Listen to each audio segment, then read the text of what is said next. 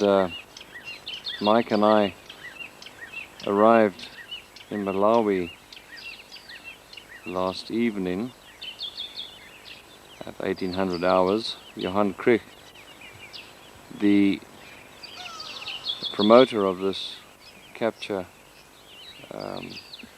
exercise, met us, and we, after offloading a herd of Liechtenstein hartebeest, made our way up to this northern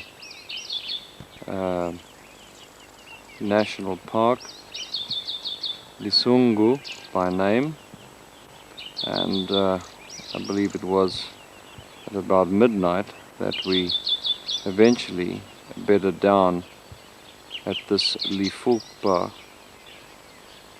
game lodge within the park. This is a lodge that's based on a lake, a little lake, as you can see there. We haven't seen much wildlife yet, in fact none, but I believe there's a fair amount around the area. I'm told there are even some hippo in this little dam. Possibly we'll see them a little later.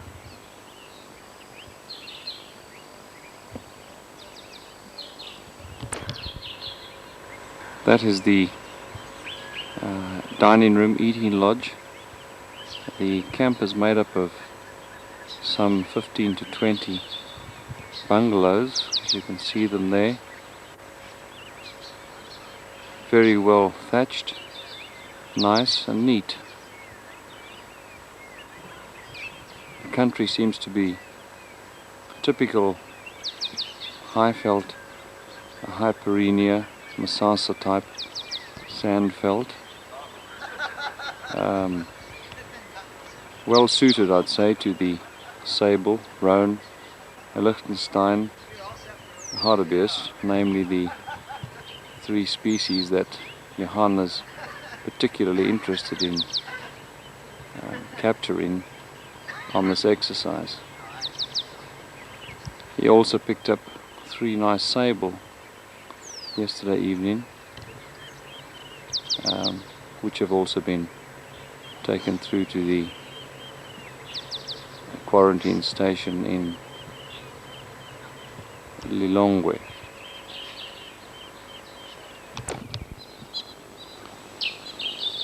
Mike Finn coming towards us there. He's of course normally controlling the Chilojo trails in Zimbabwe, down in the southeastern Kasungu National Park.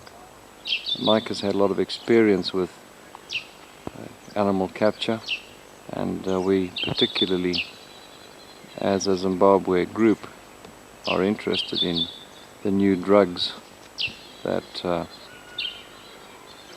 Johan is using on this capture exercise, hence Mike attending the whole capture program.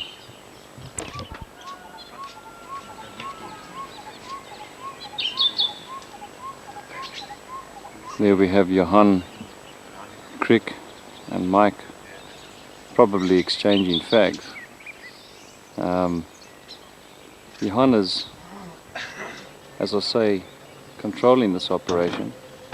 He's established a quarantine station in Lilongwe, where the animals will be quarantined for a period of approximately 6 weeks, and will go through the normal process of blood slides, which are tested for hoof and mouth, and provided everything is clear, they will then be flown to South Africa, where a further quarantining period will be embarked upon, and provided that's clear, they will then be ready for relocation on private farms.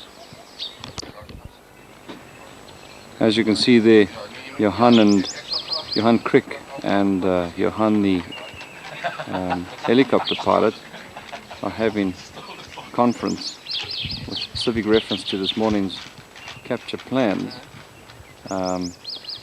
It would appear they feel they should move the boma today, having flown around the same area yesterday, all day, doing 2 drives. Logistics are a problem here, very bad roads, and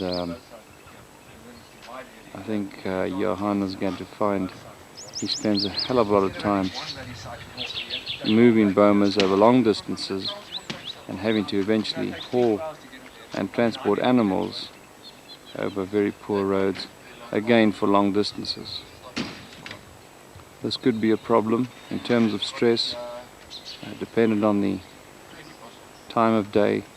It is late in the season, temperatures are hot, are high, and they're going to have to be very careful in that respect.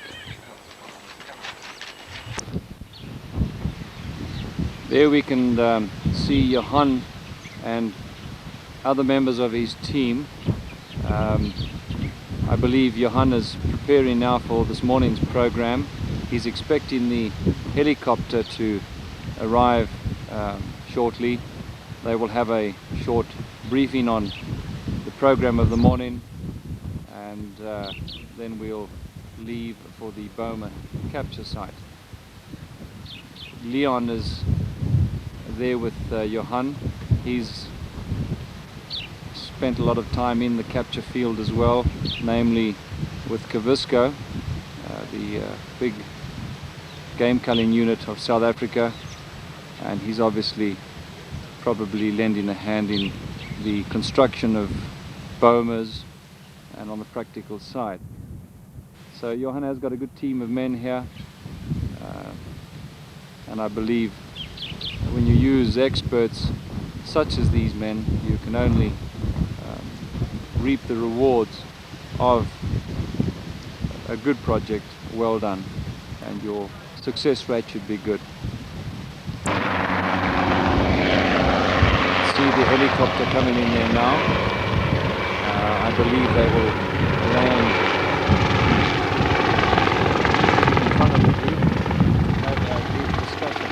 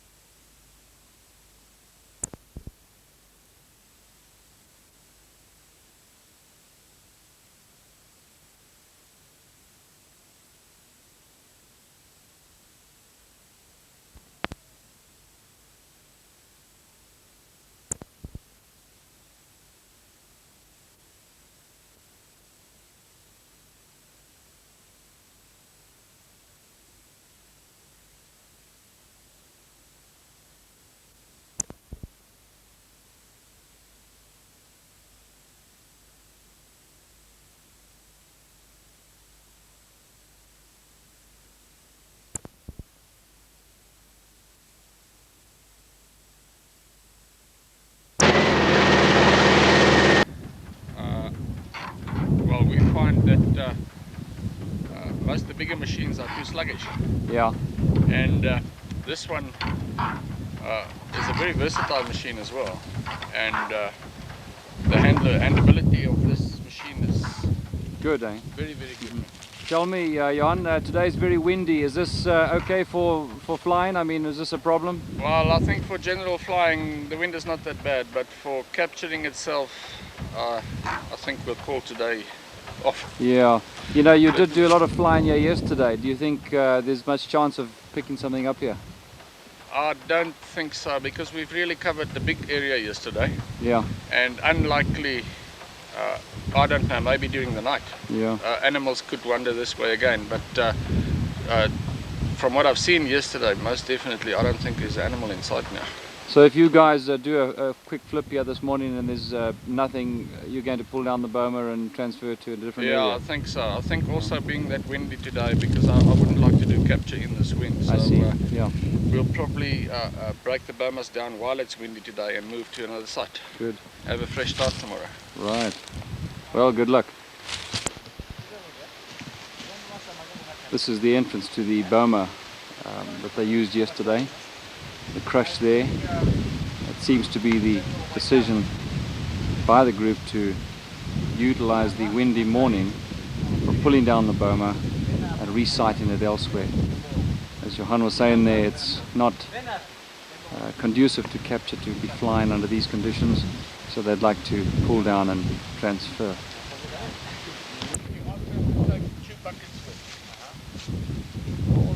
All the hooks and all the pins that we made, those steel pins, and all those pieces of wood that holds the net. We want that all together, and then we'll break down and remove it. Okay. So we need all the pliers and the buckets. And this, they must fold up like this. See, two people on one side. Yeah.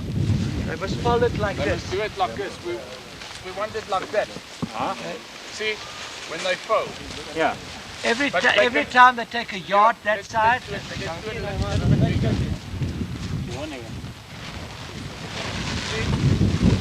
Like that. You must turn it around into wind. Eh? This portion must be that side. Into the wind. Okay, fine. Okay. And then like that they must fold it. They mustn't roll it. Okay. Okay. I think that you can anyway let 2 or 3 of them start with this one and fold this one nicely somehow. Okay. And the rest we'll take. That's the outlet to the crush. What you see there, the vehicle would in effect reverse up to this point. The animals would come from the capture boma behind, run down the chute and straight into the truck. If one had to actually physically handle them, you would do it within there. It's designed as a crush. You can use a pole syringe to tranquilize them or handle them as a group. It depends on the species. Some will possibly roan, will have to be tranquilized individually, whereas sable will run through there quite happily as a group.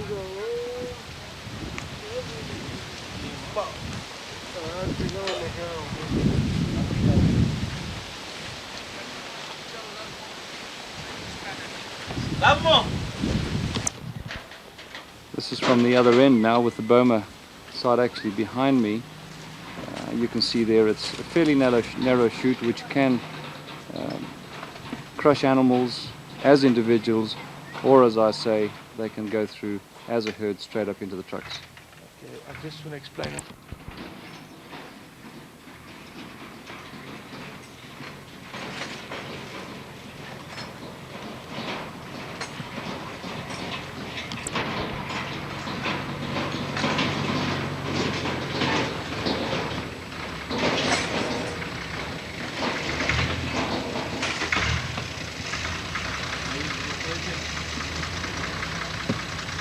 Others for the shackles, for the cables. That's a number 14. Number 14 for the cables? Yes. Number 19 for... Number 19 for the big ones. Yes. Okay. And not many wants this number 12. Number 12 for the shackles, yes. 14 for the shackles. 14 for the shackles. This whole part can lift up. This you lift up and you put it on the back of the truck. Yeah. So the animals run. We close this door here, and they get all their injections in here. And then they just run up this ramp right into the lorry without a person touching them. And this is a crush. This is the curtain that closes the crush before they go into that part there. This is the last part of the whole boma. And from here you get the netting on the other side. This must be a very strong kraal, because this is where when you put the animals in a confined space like that, they tend to jump out. I see. This Leon, perhaps you could give us a demonstration of how that curtain closes. Okay, right, on a sign from the helicopter pilot. He shows the guy to close it as soon as if he got all the animals in here, then you shut it and they run it close.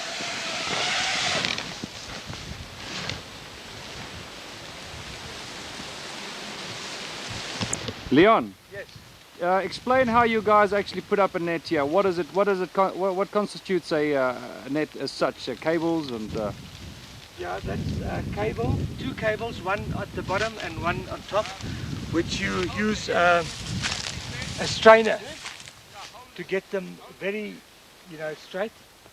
And then you've got on a curtain, you've got hooks bended in an 8/4, like an 8, so they can. It looks like this. So it can run very smoothly on the cable. I see. And those hooks actually will hold the weight of the animals if they hit the... You've got so many on there, yes. But once an animal is enclosed in there, they don't try and get out. Is it true then to assume that in fact you're not trying to hold animals with plastic sheeting? You're in other words assuming that they will respect the plastic sheeting and not go against it, which they do. It's not as though people could sort of be amazed at how you can hold a herd of wild animals with plastic sheeting, but in fact they don't even get to it, all things being equal. And that is some bushes we use to screen. The main approach from that side. And these curtains were all closed or open towards this side and towards the other side. And then we ran the curtains towards the middle there. I see. If you can just loosen this one. Yeah.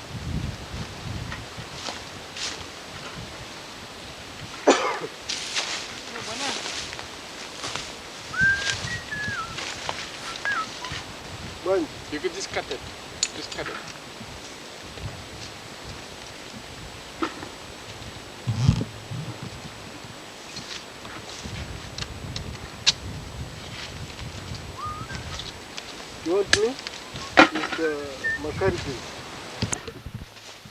One will notice here that you actually have a nylon net lying parallel to the plastic sheeting, whereas on the wings this is not necessary.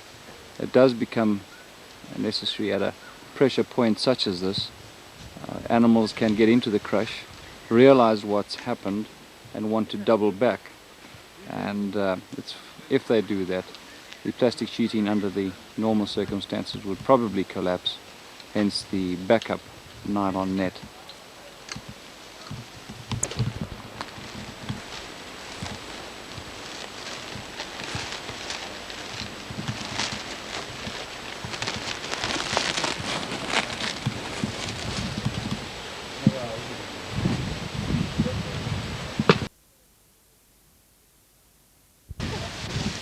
And it's lying on the bottom part or on the one end, and you just wrap this around this bundle here, and when you want to use it again, you could just take out the one end and you can run with it. I see.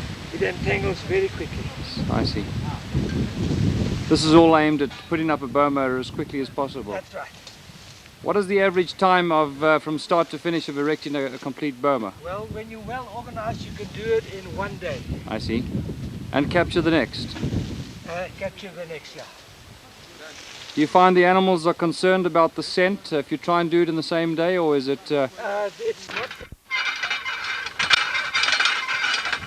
Here we have Johan rolling up the cable. It's important to also get the cable onto a roller which can be released quickly when one is erecting the boma.